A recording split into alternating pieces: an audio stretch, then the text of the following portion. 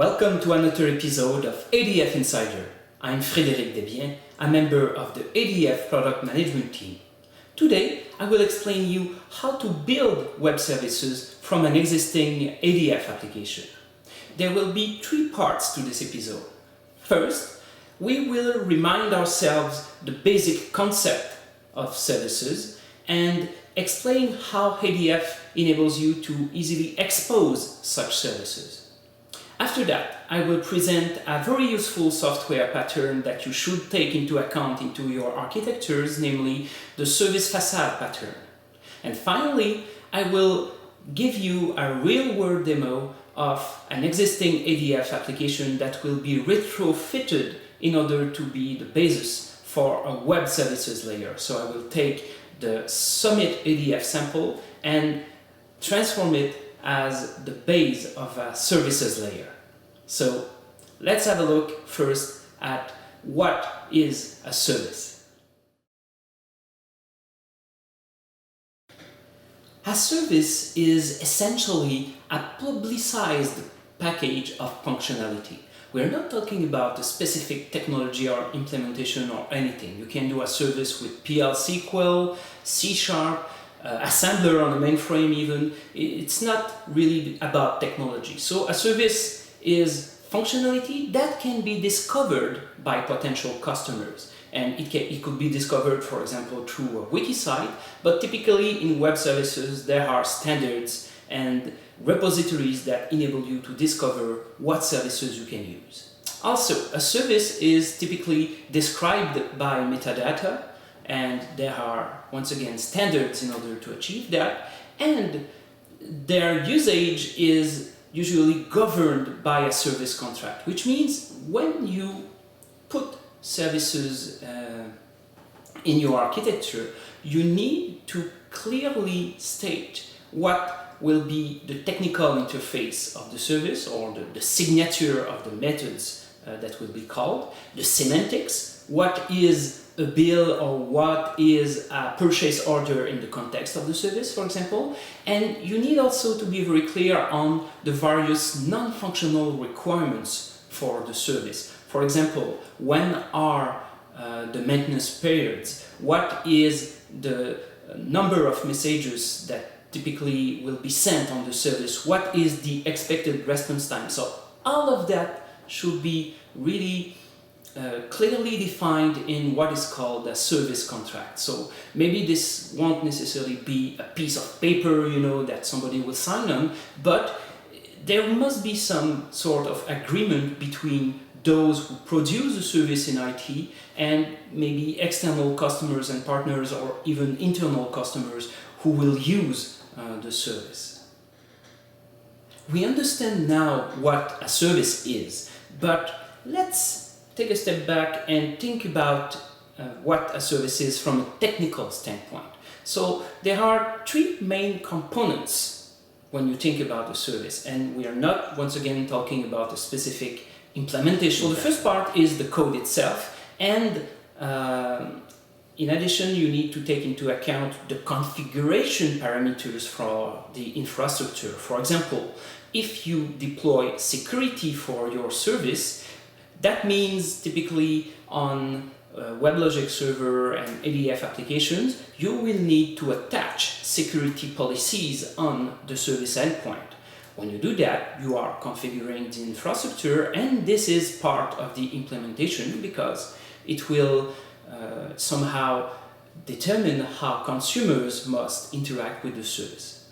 The second part of what a service is from a technical standpoint is the interface. And the interface is really important because it defines what comes in and what comes out. Once again, this is completely abstract from the actual implementation, but yet it's really important because it will dictate what the consumers must provide and what they expect back from the service. And finally, there's the contract. And the contract, we've already given a definition before, but in other words, a contract in the context of a service is simply a description of what the service provides and the constraints you will have in using the service. So, once again, You can implement services with a wide variety of technologies. But in this case, in today's episode, we will discuss the most common implementations that can be found currently in the marketplace, and that is web services. If you want to build web services today, you will have to use one of the two dominant styles currently used in the market, either SOAP or RESTful. Let's talk a bit about both. First, SOAP. In the past, SOAP stood for Service-Oriented Access Protocol, but nowadays it is not an acronym anymore and you just say SOAP. SOAP has a few interesting characteristics. First, it's based on XML messages. Okay, you will exchange XML messages back and forth with the service when you are consuming one. Then, SOAP is extensible, so you've got a core specification, but you can extend it in various ways in order to get a specific behavior or support more complex processes than the basic ones. SOAP also is protocol neutral, which means it doesn't care about which transport protocol you are using. So typically you will have SOAP over HTTP, which is the most common case, but you can also do SOAP over JMS. JMS is a standard for message queuing in Java, so you can run web services calls over that, or you can use also, as an example, SMTP. SMTP is the protocol that is used for email communication. So there are varieties of possible transport protocols in the marketplace. Now, SOAP is independent from any programming model. So yes, you can use SOAP services in object-oriented languages like Java or C#, but you can do it in PL SQL or mainframe assembly as well. And finally, some people refer to SOAP as a standard, but it's rather a W3C recommendation. And I mean, it's got the strength of a de facto standard, but it's rather a recommendation.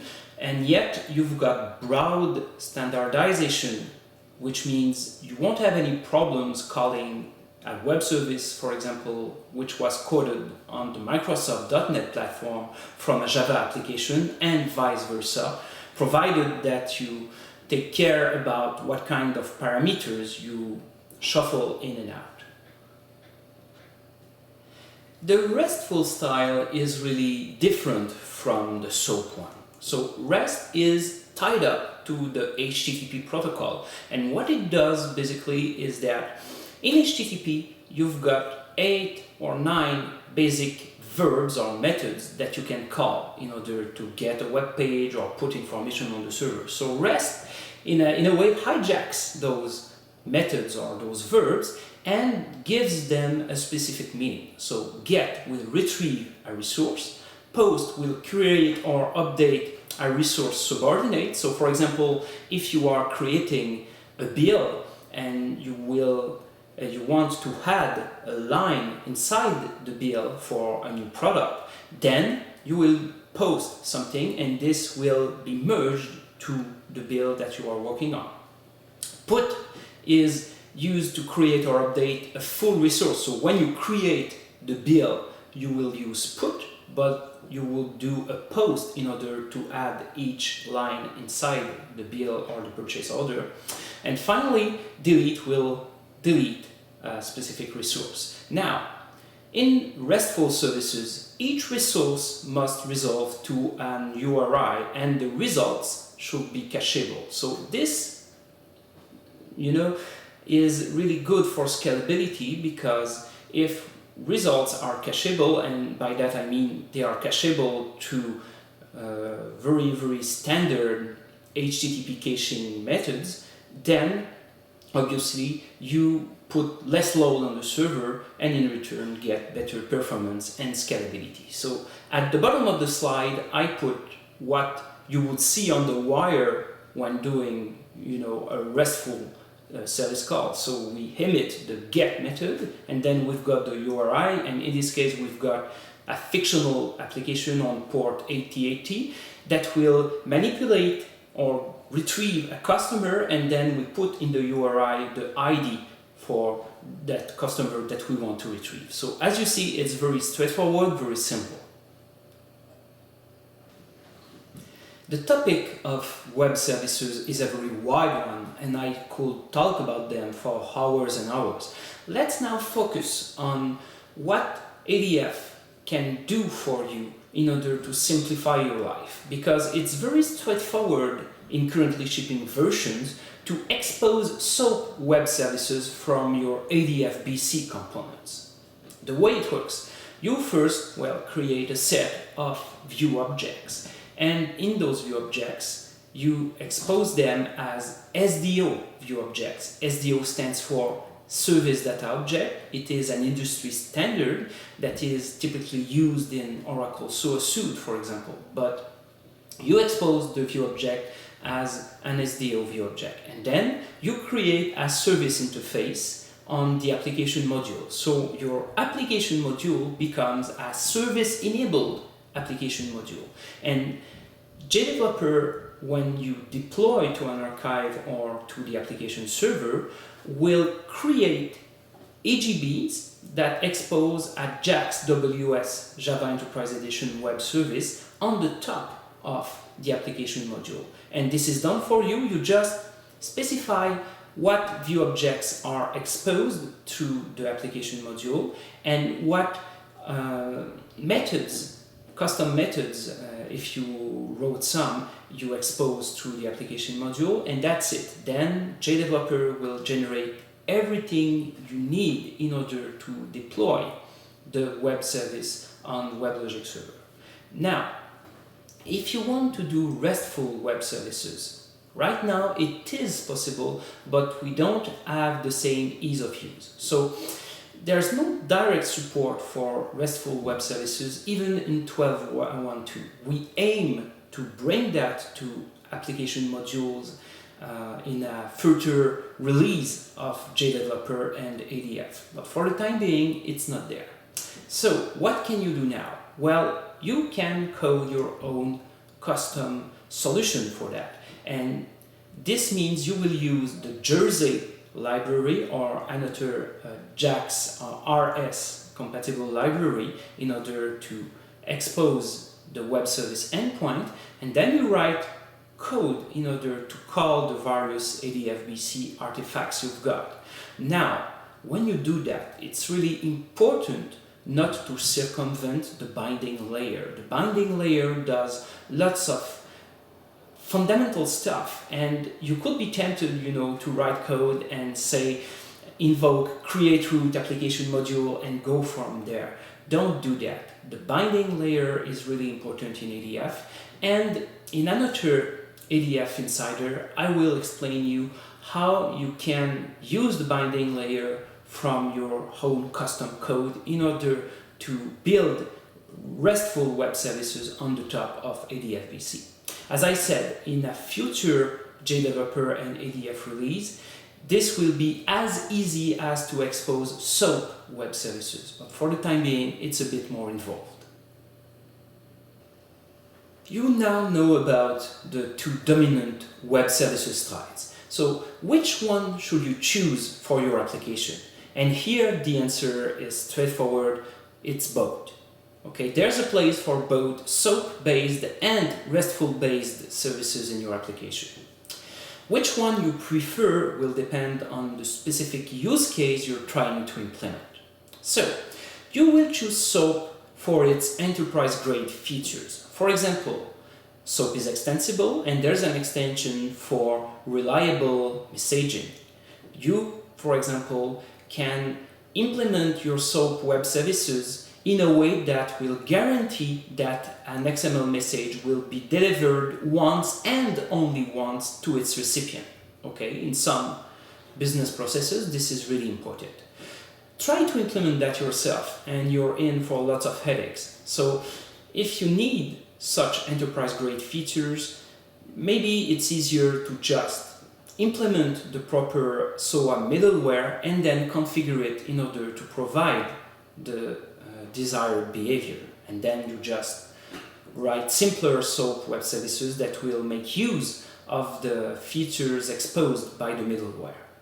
Also, SOAP is known for its broad standardization and interoperability. It's been around for a long time, since the beginning of the century and even a bit earlier. So there's been lots of time in order to ensure that the various implementations in the market can talk to each other.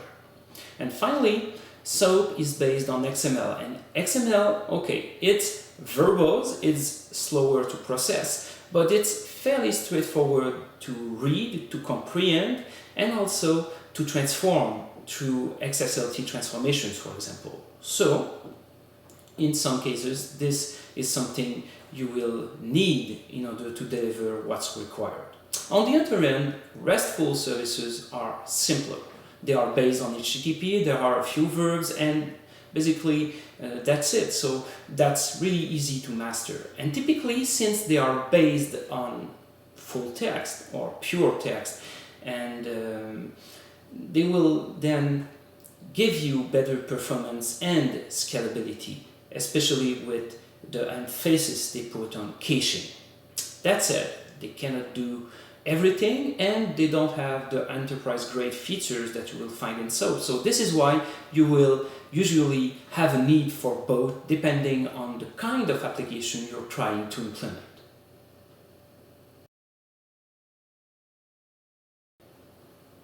You now know what web services are and how easily you can expose them, at least in the case of SOAP services, in JDeveloper and ADF. But please don't go straight away to a computer, because there is something you need to think about. Okay, the problem you have, if you have an existing application, you have built it, debugged it, it's working well, you tuned your application modules to specific usage patterns, and everything is going smoothly. You've got the pooling parameters right, you've got the number of JDBC connections right, everything is fine. Now, if you expose straight away web services on the top of your existing application without doing any change other than creating the service interface, you are changing the usage patterns of your application. And that means that it could compromise its performance and scalability. So, instead of just putting those service interfaces there, maybe there's a better way. Maybe there's a way to ensure that web services get the kind of tuning they need, whereas the performance level you currently have is still preserved for interactive users who are using the web interface in order to access the application. So, a useful pattern in order to achieve that is the service facade pattern. And typically it means that, okay, you've got your business logic, and here the business logic is your view objects, entity objects, and application modules. You've got your user interface and your clients, okay, using it, and on the other side what you introduce is a facade. And the facade is really interesting because it clearly separates the service interface from the actual business logic implementation. And in a way, okay, when you have the service interface on the top of the application module, then it means that, well, you are implementing that service facade pattern. But what I'm advocating here is to have a facade implementation that is completely distinct from the application modules you currently have. And that way you are able to tune the facade application modules and tune separately the application modules inside the application for better interactive performance. So now let's have a look at how we could possibly implement such a pattern inside a currently existing ADF application. Here's a diagram that tries to illustrate how one could implement the service facade pattern inside an existing ADF application. So first, if we start from the right, we've got the JSF pages and task flows. Those are the view and controller layers of the MVC pattern. Then we've got the model layer, which is ADF model, so that's your data bindings and data controls. Straightforward, there's no change here. We don't focus on that. What we are looking at is the business logic. So in order to completely separate the service interfaces from the existing business logic but reusing that logic, what we need to do is to create an ADF library that will contain only the view objects and entity objects of the existing application. So obviously the existing application modules, they stay the same, but they stay outside that library. And the reason why is that they are tuned for interactive usage. And typically in a web ADF application, you will have a single root application module anyway. Why is that? Because it provides better performance and scalability through nesting, etc., etc. So we're not discussing that today. But on the other hand, when you are deploying web services, maybe you will have several distinct application modules, each matching a specific web service endpoint. And each of those application modules maybe will have its own tuning parameters depending on how heavily or how lightly they are used. So in order to do that, we produce this ADF library and then we consume it in another application, which is the facade application. Then we create view objects in that facade application. And those view objects, they are extending the ones in the library. We never expose the view objects found in the library directly. So we create new view objects, and in some cases they will be identical. We just extend, and we don't add anything. But we could add something, because the whole point of a facade is to expose a service interface that makes sense for service consumers, and sometimes it means that you will hide some of the application's internal complexity to outside colors. On the other hand, maybe you will need to create new view objects in that service interface, maybe because you are exposing operations that are not accessible through the web interface. And in that case, what you should do is to use entity objects that are part of the ADF library. You won't create entity objects in the facade because you want that facade to be completely distinct from the business logic. And the facade does not access the database itself. It delegates that to the existing business logic. So this is why we are referencing entities inside the library. So this is a possible implementation. There are other ways to do it, but now I will show you a demo where I take the existing Summit ADF sample application and I implement that very pattern, and you will see very clearly what are the moving parts and where you should do things in order to achieve a new, let's say, service-enabled existing application. So we see here the contents of the standard Summit download, and we've got a single application with two JDeveloper projects. One is model for the ADF BC artifacts, and the other one is view controller for the UI.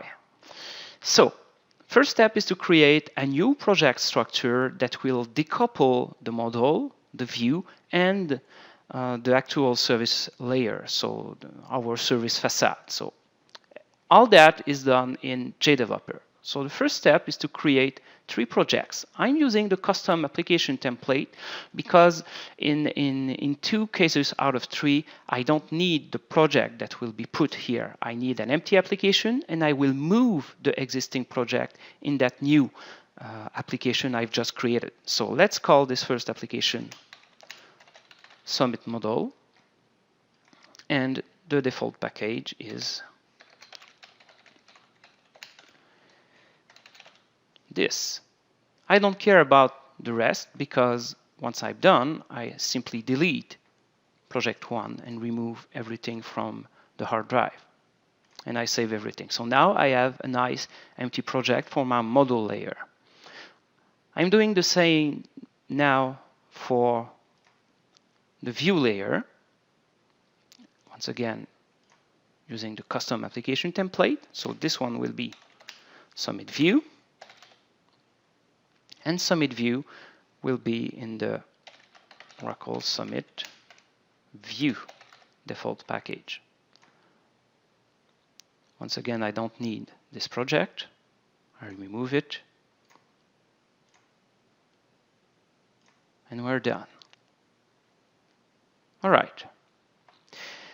The third application I need to create is for the services layer. So here I'm using the same template with a slight twist. I will actually create a project. So I will call this one Summit Services, and I will assign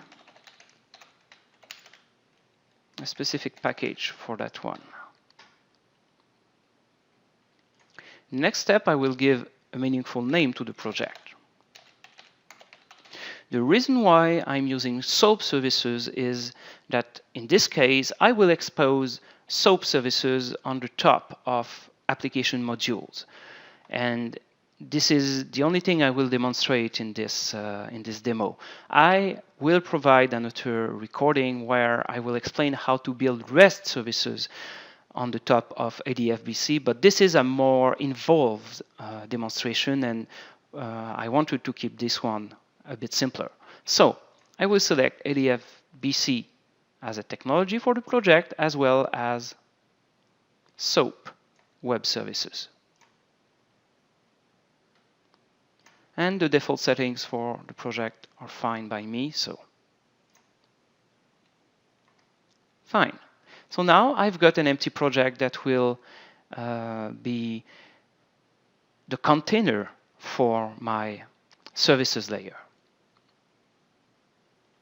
So now I will close all those applications to be sure I don't mix anything up. And the next step is to actually go on my hard drive and move the code I already have from its current location to the new project structure. I'm saying moving, but in fact I will just copy it so I maintain the original version of Summit as is. So the model project goes in the model application, and I now need to go back to JDev, open the model app, and open the project in order to add it to the application. So now I'm missing something. I don't have any database connection in this application. So now I will simply create a database connection as required by Summit. So the standard database in Summit ADF, in my case, I've got several instances in my database, and version 12 is this username in my case. If you just have a single one, the default will be Summit ADF without any numbers after. So I've connected successfully. Good. Now I need to ensure in my project properties that the project really uses the connection, and that's the case. So I'll define my BCs will work properly. Good. Now, I've got to create a deployment profile for this model project. And the reason why is that I want to reuse the view objects and entity objects in my view layer and in my services layer. So I need to create an ADF library. And in order to create the library, I need a deployment profile. So this is an ADF library jar file that I'm creating. And the name will be Summit, not services, but Summit model. And I will add ADF lib just to remind myself this is a library. Good. I need to ensure that the connection is selected, as it is here, and the only thing I will need to provide in my other applications is the password for that database connection. So I save this and I execute the deployment profile. So this will be submit model ADF lib to the jar file.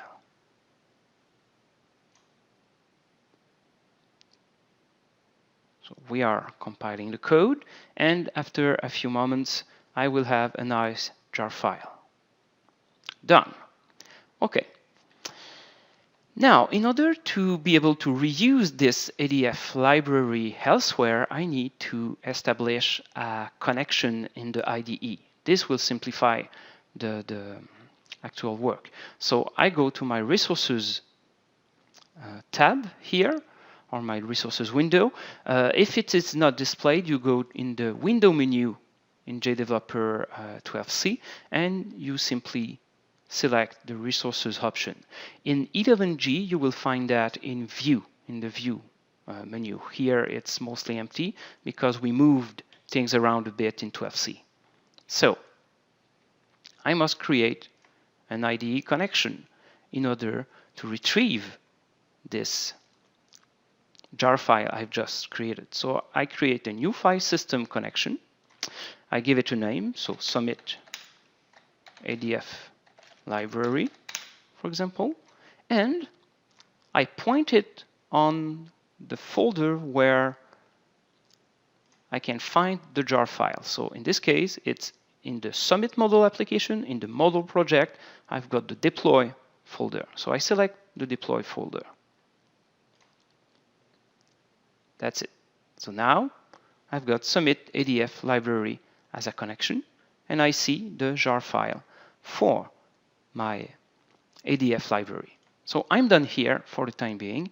I will close my submit model application, and I will open the submit view because I want to be able to run my application as before by using the ADF library.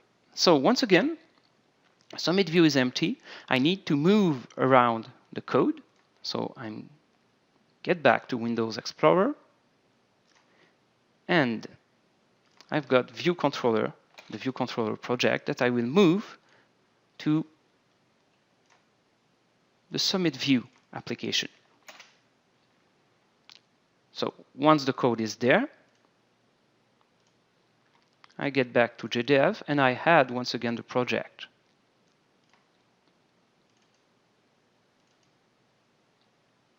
Good. So now I need to add my ADF library. And in order to do this, I go to my IDE connection. I've got my jar file. I right-click on it and I select Add to Project. So I want to add the library. I see ADF library dependencies appearing in the resources.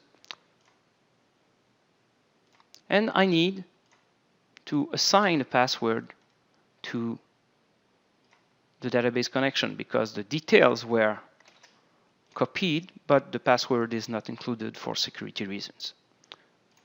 So I've got a working database connection for my view controller application. There is an additional step in the case of the view project I need to take in order to ensure that everything will work. So I need to create a new descriptor. Okay, and this is a WebLogic deployment descriptor in order for everything to work. So the WebLogic application descriptor. Here, I select version 12.1.1 because I'm on ADF 12c. If I was doing that for E11G, I would probably select 10.3.6 or 10.3.4 depending. Well, 10.3.6 because, well, 10.3.6 if you are running on a 10.3.6 server, because ADF 11G release 1 and release 2 can work on 10.3.5 and 10.3.6, or the 10.3.4 version if I'm deploying on WebLogic 10.3.5. Anyways, in this case, it's 12.1.1. So it creates for me an empty file, and I need to go to libraries here and to add the ADF shared library. So this is ADF Oracle domain. The specification is 1.0 and the implementation is 12.1.2.0.0. So depending on the ADF version you are using, this will change. I'm selecting false for exact match, and that's it. I've got a library reference in the WebLogic application.xml descriptor. So now the View Controller project fully works. I will close it and now go to my Submit Services project. So I've got my SOAP services project, and I want to expose some web services based on the SOAP protocol. So the first step here is to ensure that our project is using the ADF library, because currently it's not. So I'm going to the resources. Once again, I add the ADF library to my SOAP services project. Okay, this changed the dependencies for my project. So now I have a reference to the ADF library, and in my features I've got everything I had selected, so the business components. So I've got my ADF business components properties here, and before being able to create my app modules and specific view objects here, I need to ensure that the DB connection is properly configured with the password. So I do this, I test, all right. So now I'm sure that ADF PC is really enabled properly for the project. Okay, so as I said when I explained the service facade pattern, in this service layer, we don't want to create our own view objects directly if we are using stuff that's already here in the model that we've already got. So when I want to expose one of those existing view objects, I will create new view objects that will simply extend the ones I already have in the ADF library. So this is what I will do now. So I create a new view object, and it is extending one found in the library, let's say the country VO. So I will have a web service that will enable us to retrieve a list of countries. So the standard name is fine with me, and we see that we are extending the entity object this view object is based on as well. And finally, I can click on Finish. So I don't change anything, but I'm establishing proper separation of concerns by extending my existing object instead of reusing the entity objects directly. Obviously, I could have created a brand new view object and not extending an existing one, but you should reserve that for the case where you are actually creating new business logic instead of reusing what's available.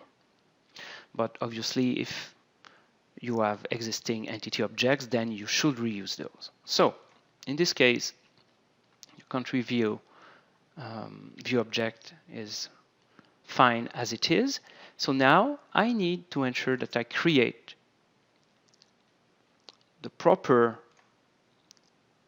service data object classes for my view object. So the default name is fine, and I simply click on OK here. Fine. So now I have a service-enabled view object that I can put in a service-enabled application module. So I will create an application module. So in this case, I will call the module geography. Geography module, or geography service module. So this is really my service endpoint. I put module at the end of the name because this is an application module. This is not directly the service, but I will expose the service interface on it. I select my country VOEX view object and I add it to the data model. And for the rest, I don't need anything. So I've got my application module. Now, as I described before, you can have several root application modules that will be the roots for your various service endpoints. And you will group various view objects in those app modules according to their functional fit together. So everything geography related could be here, and everything billing related could be in another app module. And according to the specific tuning needs you have for each of those services, then you will have distinct configurations. So now I will create the service interface. So I've got the name for the web service here, and this will be geography service. I don't have any built-in methods or custom methods here because what I'm doing is simply to expose my view object. And here I will have the create, update, delete operations available, as well as get by key and find, which is a generic search, not on the primary key. So the names here do not satisfy me. I shouldn't have any details about the implementation, so those names are meaningful in a functional way. So create country, update country, delete country is meaningful, but the fact it's from a VOEX is not meaningful in the context of a service interface. So now I've got a bunch of methods that users of the web service will be able to call. The way web services are exposed when you service enable an application module is through an AGB jar, and all those classes related to the AGB are created here in the service interface subpackage attached to the app module. So you see geography service EMPL here, which is a stateless session bean that will do the actual work. But you don't have to bother about that. Those classes are generated by JDev. So the only thing missing for this to work now is to create a deployment profile. I need a proper deployment profile because otherwise I won't be able to properly have everything configured for this AGB jar to work as a web service. So I select Business Components Service Interface, and I will call this SOAP Services or Summit SOAP Services. And that way I've got my very own deployment profile strictly for the service interface. Another thing I will want to change is the Java Enterprise Edition context root. The reason for this is that otherwise the URL will be quite long for my application. I don't want that. So here I simply want to call it Summit Services. So this is the name for the application and the context root. So this is what I will get in my URL.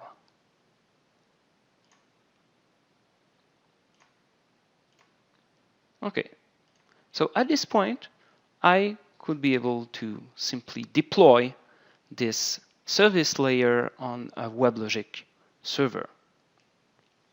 So this is very, very simple and straightforward.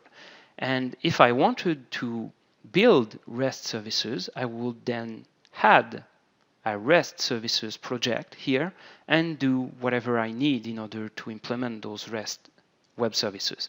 But this is something I will cover in another ADF Insider, since this demo has, let's say, been long enough at this point. Once you're done moving the code around in the new projects and establishing the various deployment descriptors, it is possible for you to run the applications in their new form. So you can deploy the Summit View and Summit Services projects in order to check that everything is working properly. So in this case, I've deployed Summit Services. So we see here in the log for the deployment, the base URL for the new services layer application. And remember, in our deployment descriptor, I assigned the context root of geography service for the specific service endpoint. So if I want to test my new SOAP web service, what I can do is to use the built-in HTTP analyzer in JDeveloper. So I create a new analyzer instance, and here I must put the URL for the WSDL file. So I simply put the full URL to the service, and I had $WSDL in order to get the WSDL document to load. My WebLogic server is already running in the background. I deployed the application on it, so now I get the various operations that I've defined on the web service. So let's do a get country, the simplest one. I simply type the numerical ID for the country, and I will get an answer for that specific web service request. So you can test that way the various web service methods available. You can also, if you prefer to do so, use the browser-based web service tester. So it works the same. You type the full URL to the web service, and here you get a web-based web service tester that you can use instead of the HTTP analyzer. So that's quite simple, quite straightforward. Now, I can also consume the web service from an ADF mobile application, and that I will show right now. Here, I'm in JDeveloper 11G Release 2. The reason why I'm using this version is that for the time being, we don't support ADF mobile development in JDeveloper 12C. This will normally come with JDeveloper 12.1.3, but as always, we may change our plans at any time, so don't consider this gospel truth. So now, the first step is to create a basic ADF mobile application, and that I've already did. So I have a very simple app with a single feature and a single AMX page in it. So in this page, we only have for the time being a header, which gives the name for the page, countries. So to consume the web service, I need to create a web service data control. And here I simply give it a name.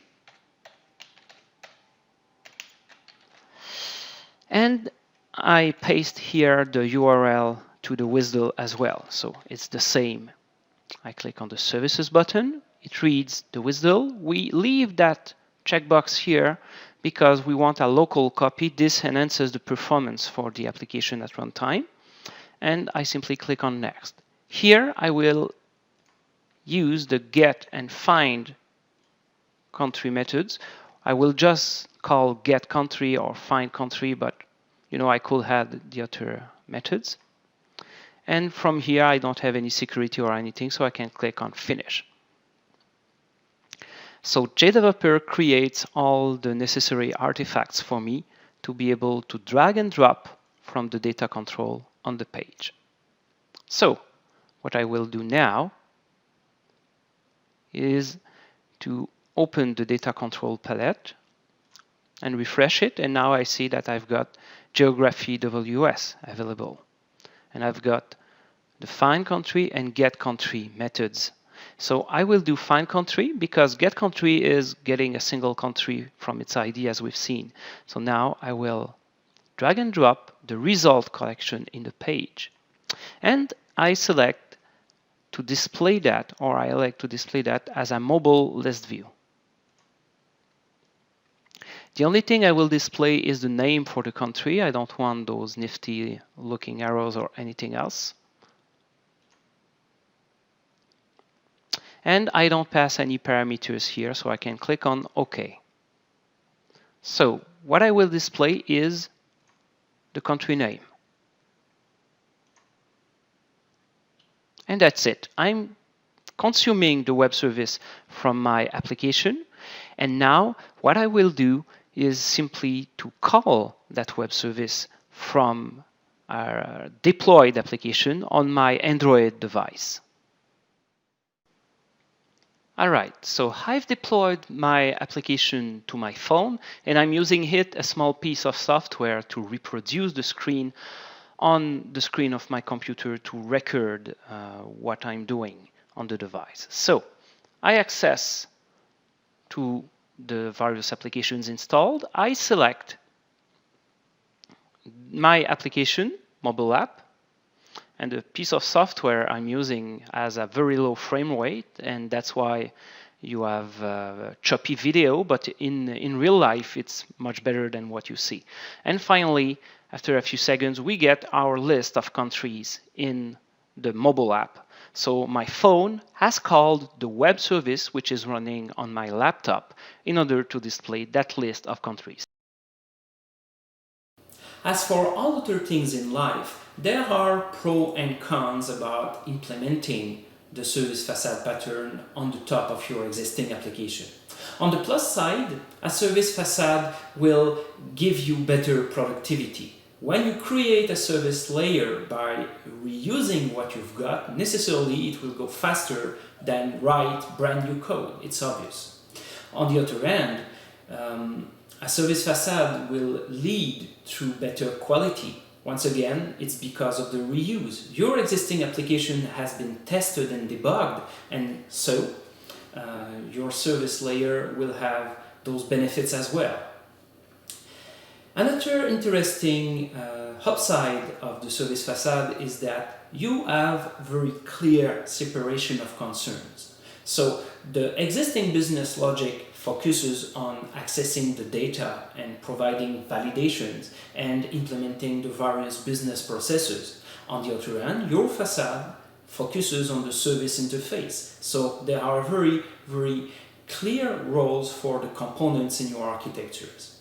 And finally, a service facade will give encapsulation. And that means that the consumers for your services won't have to worry about the various complexities inside the application. So you expose a service interface that is meaningful to those consumers, and then you keep the complexity inside. On the other hand, there are a few downsides about the facade pattern.